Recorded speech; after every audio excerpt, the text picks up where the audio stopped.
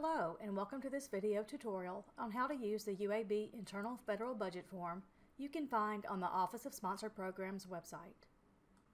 When will you need to use this form? After the Office of Sponsored Programs gets the Notice of Award and sends you an OSP Request for Award documents.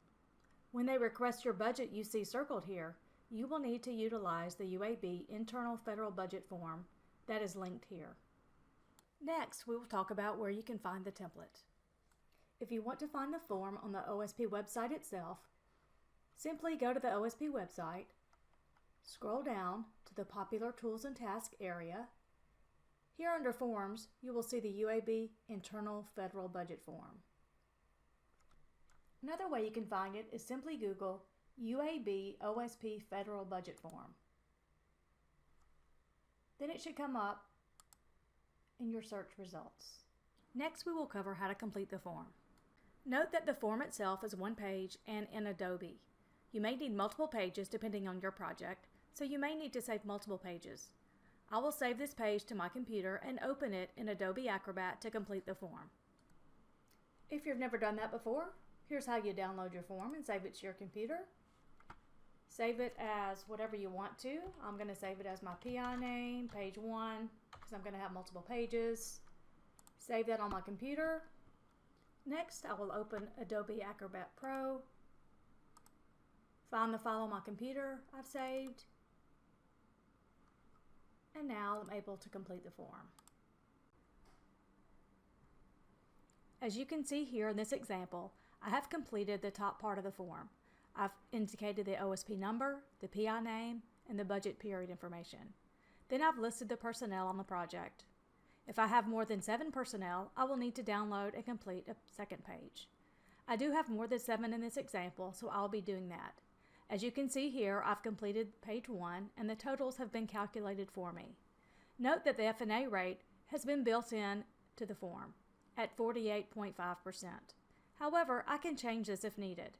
In this example, it was a continuation of a project with a different F&A rate. What I did was simply type 47 over the 48.5% rate, and it calculated my totals based on my new F&A rate. I had additional personnel in this example, so I've saved another form on my computer as page 2 and completed it in Adobe Acrobat.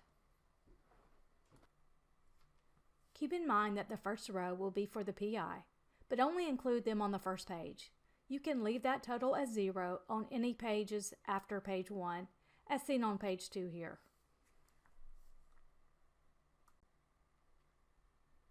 Remember on the last page to include any totals from previous pages in your project.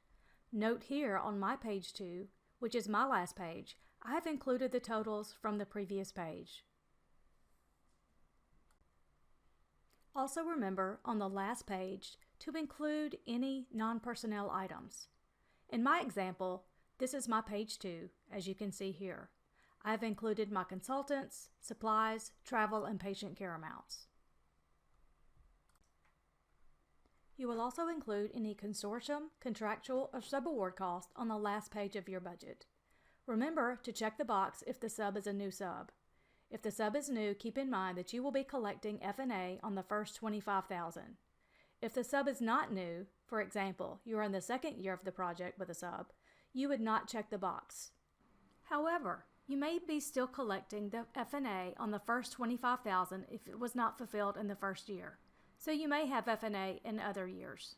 Remember that your grand total on your budget should be the same as the total you received in your Notice of Grant Award.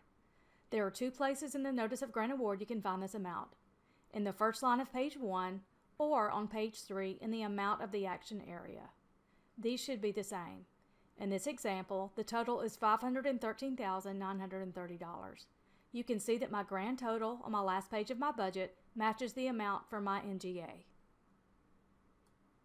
That concludes the video tutorial on the Internal Federal Budget form. If you have questions about this video tutorial, please email OSP Training at this email address. However, if you have specific questions about your budget, please contact your OSP Federal officer.